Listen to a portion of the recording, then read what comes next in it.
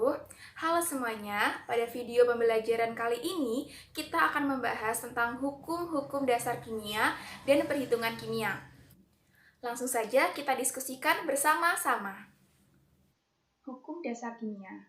Hukum dasar kimia adalah dasar perhitungan kualitatif dan kuantitatif pada reaksi kimia. Nah, ilmu kimia merupakan ilmu yang mempelajari tentang materi, perubahan materi, serta energi yang mempengaruhi perubahan materi tersebut.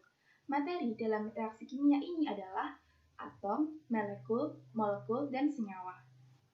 Kali ini kita akan belajar tentang 5 hukum dasar kimia. Yang pertama adalah hukum kekekalan massa, yang kedua adalah hukum perbandingan tetap, yang ketiga adalah hukum perbandingan berganda, yang keempat adalah hukum perbandingan volume, dan yang terakhir adalah hipotesis Avogadro. Pertama adalah hukum kekekalan massa, dicetuskan oleh Anthony Laurent Lavoisier pada tahun 1789. Lavoisier merupakan ilmuwan asal Prancis yang dianggap sebagai bapak kimia modern karena mendasarkan teorinya berdasarkan eksperimen. Eksperimen yang terkenal dari Lavoisier adalah hukum kekekalan massa yang akan kita bahas pada kali ini. Kita membakar kertas, maka akan menghasilkan abu atau arang.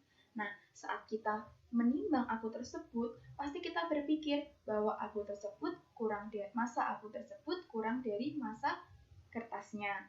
Nah, benarkah demikian? Lavoisier melakukan eksperimen yaitu pembakaran raksa pada ruangan tertutup. Nah, hasilnya yaitu terdapat endapan setelah pembakaran. Dan setelah Lavoisier menimbangnya, massa endapan tersebut sama dengan massa raksa sebelum bereaksi. Jika kita membakar kertas di lantai, maka akan menjadi arang atau abu. Kenapa? Seakan-akan massa arang atau massa abu tersebut lebih kecil daripada massa kertasnya, karena udara atau oksigen yang terlibat dalam pembakaran tersebut tidak dihitung. Kalau kita membakar pada udara terbuka, maka oksigennya tidak terukur, yang menjadikan massa arang atau massa abu tersebut terlihat lebih kecil daripada massa kertasnya. Teori dari Lavoisier yaitu massa zat sebelum bereaksi sama dengan massa zat setelah reaksi. Sekarang kita langsung ke contoh soal dari hukum kekekalan massa. Yang pertama, soalnya adalah kawat tembaga dibakar dalam pembakar bunsen sehingga terbentuk tembaga oksida atau CuO. Jika berat Cu semula 32 gram, CuO yang terbentuk 40 gram. Pertanyaannya, berapa berat O2 yang bereaksi? Nah, jawabnya itu menggunakan hukum kekekalan massa. Dalam reaksi kimia, tidak terjadi perubahan massa. Oleh karena itu, berat O2 yang bereaksi adalah tinggal dikurangi, yaitu massa setelah bereaksi dikurangi massa sebelum bereaksi. 40 dari massa CuO dikurangi 32 gram, menghasilkan 8 gram. Sehingga massa O2 yang bereaksi yaitu sebanyak 8 gram. Yang kedua adalah hukum perbandingan tetap yang dicetuskan oleh Joseph Louis Proust, yaitu pada tahun 1806. Proust mengikuti Lavoisier untuk menggunakan metode ilmiah. Ia mengemukakan bahwa perbandingan massa unsur-unsur dalam suatu senyawa adalah tertentu dan tetap. Salah satunya adalah air. Air dibentuk dari hidrogen dan oksigen yang memiliki perbandingan massa 1:8. Hukum perbandingan tetap ini digunakan untuk mencari massa unsur atau presentase unsur dari suatu senyawa. Tabel ini menunjukkan hasil eksperimen dari Proust. Dari tabel di atas terlihat bahwa setiap 1 gram gas hidrogen bereaksi dengan 8 gram oksigen menghasilkan 9 gram air. Hal ini membuktikan bahwa massa hidrogen dan massa oksigen yang terkandung dalam air memiliki perbandingan yang tetap, yaitu 1:8. Berapapun banyaknya air yang terbentuk. Jika hidrogen dan oksigen yang direaksikan perbandingannya tidak 1:8, maka salah satu di antaranya adalah sisa. Misal, 2 gram hidrogen direaksikan dengan 8 gram oksigen menghasilkan 9 gram air. Maka di sini ada 1 gram sisa dari hidrogen. Sekarang adalah lanjut ke contoh soalnya, yaitu menentukan komposisi unsur dalam senyawa. Kawat tembaga dibakar sehingga terbentuk tembaga oksida atau CuO. Perhatikan reaksi berikut. 32 gram Cu ditambah 8 gram O2 menghasilkan 40 gram CuO. Nah, pertanyaannya adalah berapa persen massa atau perbandingan massa antara unsur Cu dan O dalam senyawa CuO? Penyelesaiannya adalah untuk menentukan persen massa unsur-unsur dalam senyawa adalah dengan cara membandingkan massa unsur terhadap massa senyawanya. Tadi kan kita sudah tahu bahwa melalui hukum Pros, perbandingan massa unsur-unsur penyusun senyawa selalu sama. Jadi, persen massa Cu dalam CuO yaitu, kita lihat yang bereaksi Cu ada berapa? Di sini ada 32 gram Cu. Karena ini dalam CuO, maka dibandingkan dengan massa CuO. Di sini ada 40 gram, maka dikali 100%, sama dengan 80%. Yang kedua yaitu persen massa O dalam CuO.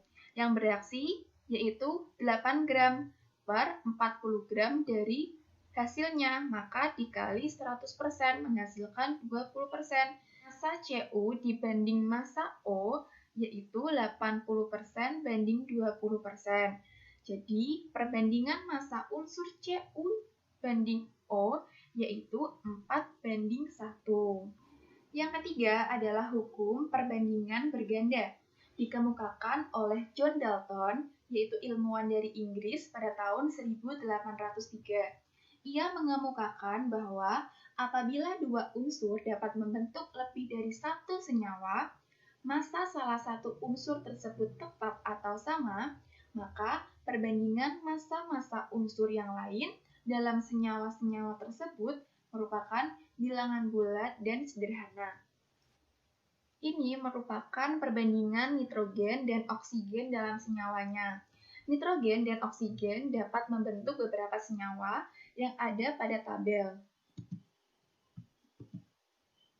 Nah, dari tabel tersebut terlihat bahwa apabila massa N dibuat tetap atau sama banyak, sebanyak 7 gram, maka perbandingan massa oksigen dalam N2O, NO, N2O3, N2O4 yaitu menjadi 4 banding 8 banding 12 banding 16, yaitu bisa disederhanakan menjadi 1 banding 2 banding 3 banding 4. Jadi, perbandingan massa O jika massa N dari senyawa-senyawa ini dibuat sama menghasilkan perbandingan yang bulat dan sederhana. Langsung ke contoh soal. Gas klorin atau Cl2 dan gas oksigen atau O2 dapat membentuk 4 senyawa biner yang berbeda. Berikut ini komposisi massa O dan Cl dalam setiap senyawa yang terbentuk. Jadi, dalam data terdapat 4 senyawa dari unsur Cl2 dan oksigen. Lalu, massa Cl ini dibuat sama, tetapi massa O-nya dibuat berbeda. Nah, pertanyaannya adalah, tunjukkan bahwa hukum perbandingan berganda berlaku untuk semua senyawa tersebut. Yang kedua, jika rumus senyawa A adalah Cl2O, tentukan rumus senyawa B, C, dan D. Penyelesaiannya yaitu yang pertama, yang A, atom yang massanya tetap adalah Cl. Tadi sudah dijelaskan pada tabel bahwa massa Cl ini dibuat tetap.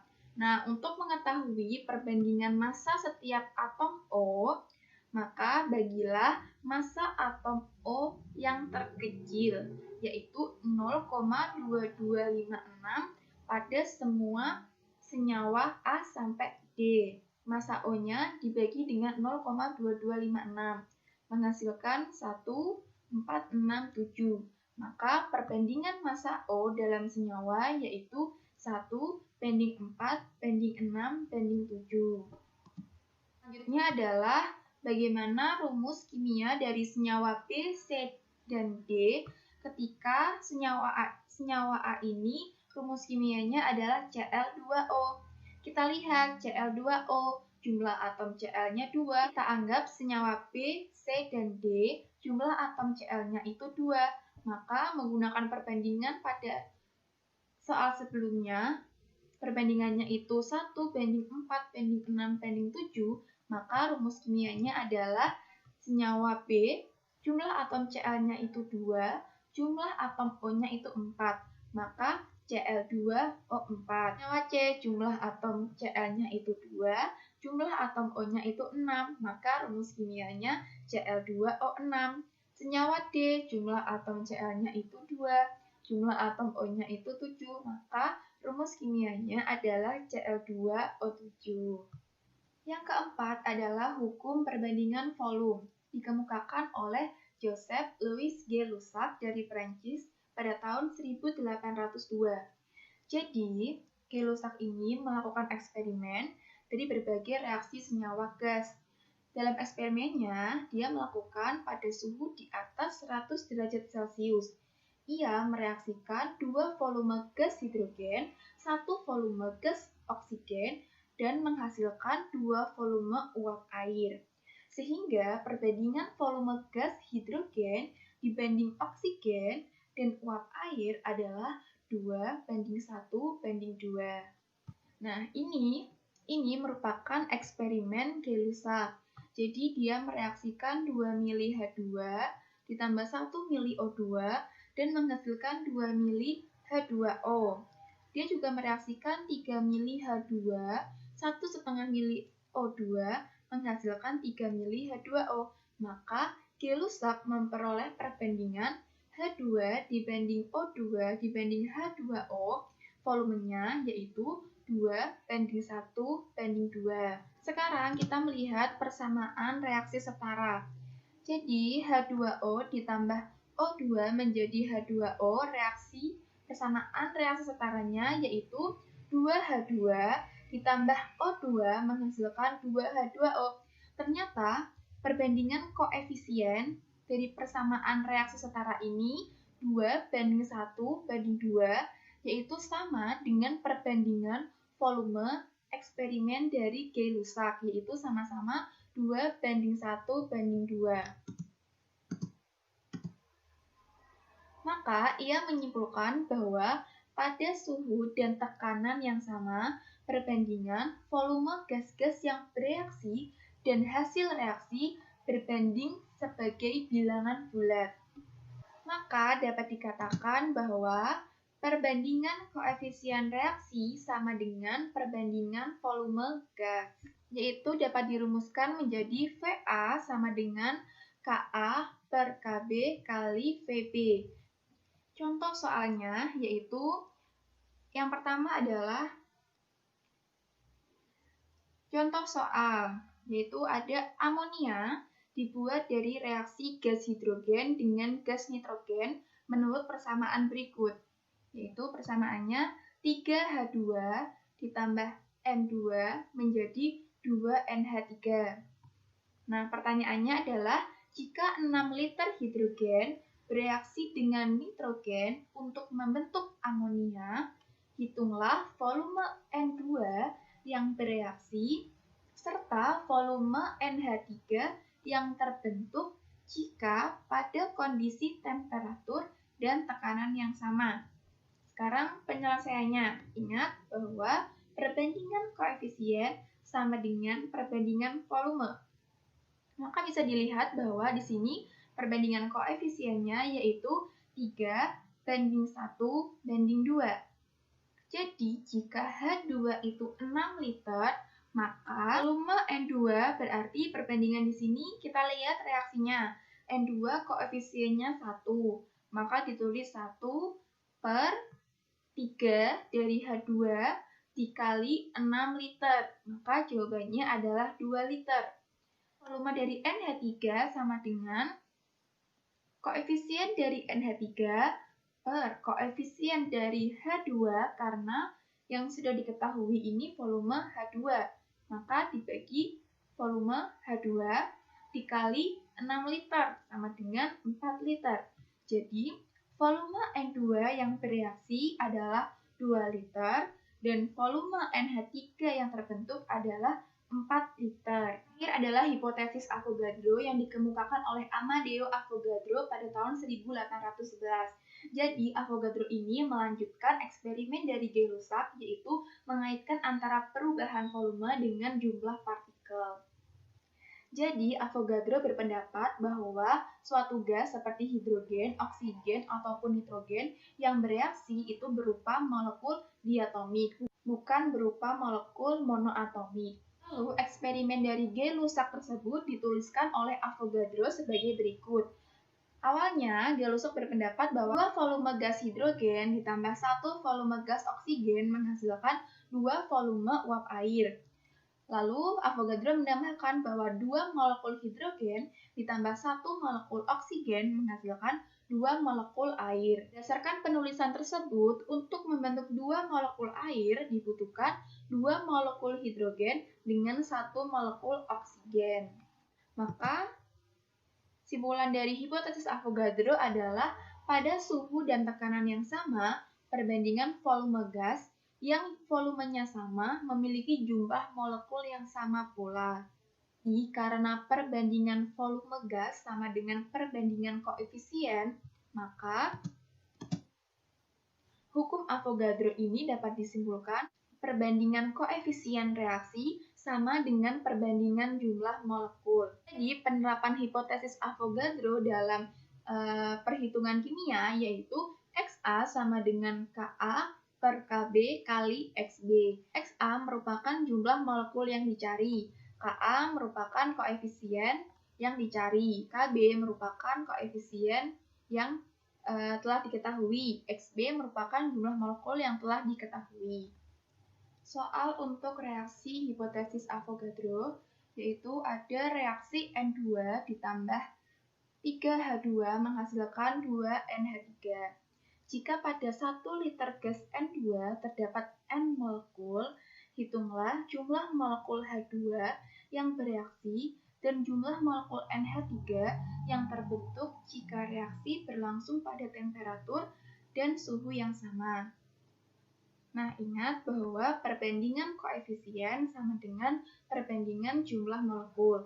Perbandingan volume N2 dibanding H2 dibanding NH3 sama dengan 1 banding 3 banding 2 yang menunjukkan perbandingan molekul. Jika N2 ada N molekul, maka H2 sama dengan 3 karena koefisiennya H2 ini 3 per 1 koefisien N2 dikali N molekul sama dengan 3N molekul. Jumlah molekul NH3 sama dengan 2 karena di sini koefisien NH3 2 maka ditulis 2 per 1 dari koefisien N2 kali N molekul sama dengan 2N molekul. Cukup sekian video pembelajaran pada kali ini. Semoga kalian paham dan jangan lupa untuk mengerjakan tugas-tugasnya dan jangan lupa untuk membaca buku-buku kimianya juga. Terima kasih. Wassalamualaikum warahmatullahi wabarakatuh.